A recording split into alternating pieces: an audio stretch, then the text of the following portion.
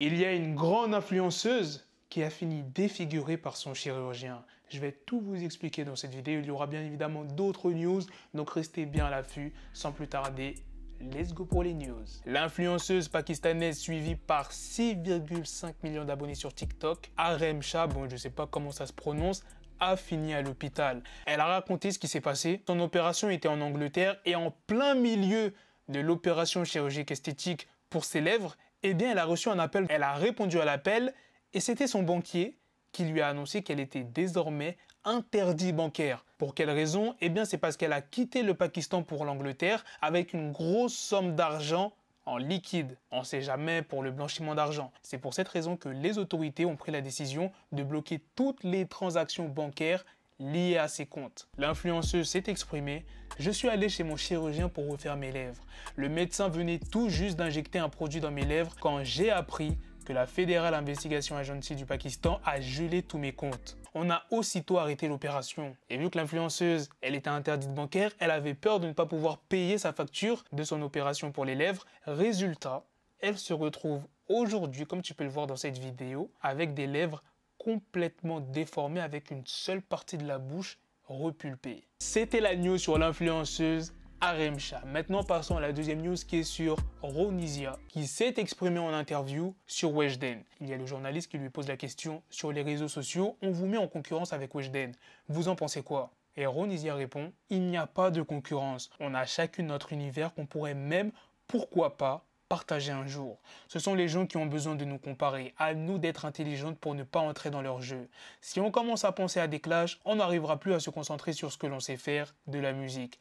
Toutes les deux, on fait ce que l'on kiffe et je trouve cool que des jeunes filles comme nous aient du succès. Qui sait, peut-être un jour les deux artistes vont collaborer ensemble.